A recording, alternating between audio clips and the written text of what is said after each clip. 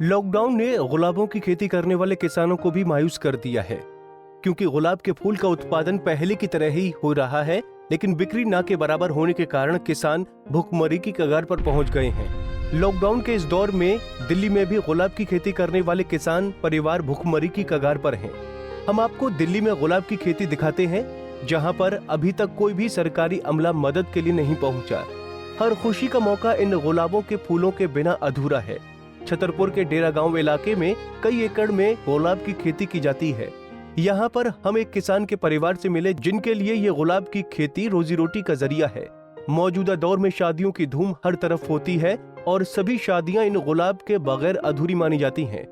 इसके लिए किसान भी पूरे साल इस सीजन के लिए तैयार रहते हैं, लेकिन 2020 में कोरोना महामारी के कारण ये किसान भुखमरी के कगार पर आ गए हैं। किस चीज़ की खेती आप ये कर रहे हो, कितनी दिक्कत अब हो रही है लॉकडाउन में?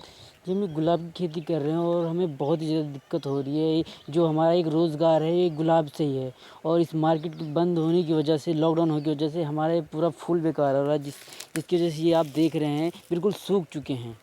और अब ये मार्केट बंद होने की वजह से ना कहीं ना ले जा पा रहे हैं, ना कुछ कर रहे हैं।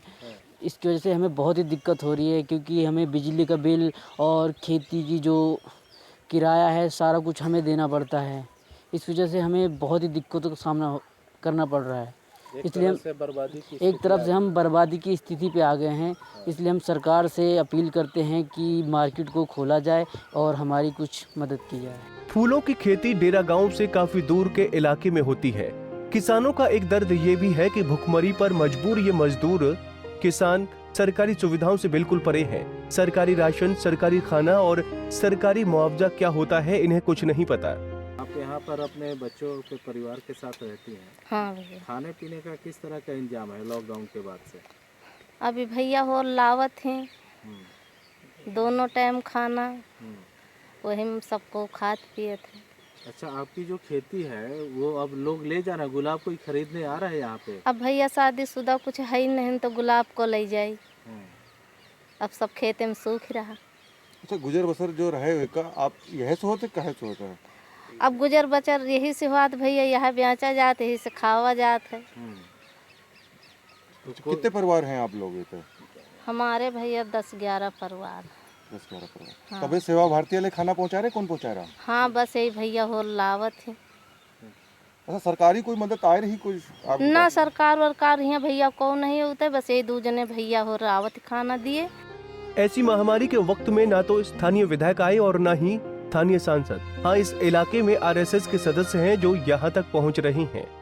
वो इनके जैसे कई किसान परिवार को खाने के साथ साथ जरूरत भर राशन भी देते हैं। ऐसा है भाई साहब, हम यहाँ पर शादी या जो हमारे घर में या गांव में कोई अन्य कार्यक्रम होते तो हम अक्सर यहाँ पर गुलाब लेने आते थे।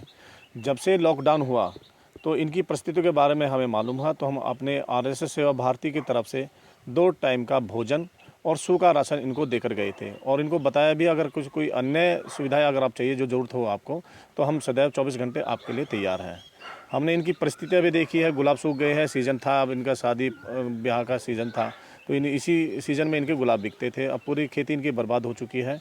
तो सरकार से भी हम ये रिक्वेस्ट करेंगे कि इनको कुछ ना कुछ मुआवजा दिया जाए, क्योंकि ड्राइवरों को मुआवजा दे रहे हैं, तो ऐसे लोगों को मुआवजा बहुत ज़रूरी है, जो हैंड टू माउथ जो लोग हैं यहाँ पर। कितने एकड़ में ये गुलाब की खेती होगी तकरीबन? करीब 5 एकड़ के आसपास की खेती है, और ऐसे लगभग हमारे पास 10 लोग हैं, मतलब 10 पॉइंट हमारे यहाँ पर है। लगभग 500 लोगों के आसपास हम यहाँ पर से आरएसएस सेवा भारती की तरफ से ऐसे लोगों को भोजन घर तक पहुँचा रहे हैं इनको। बहरहाल, जो फूलों से हर जगह खुशियाँ फैलाते हैं, आज उनके गम में कोई उन्हें पूछने वाला नहीं है। दिल्ली से राकेश सोनी, पंजाब केसरी टीवी।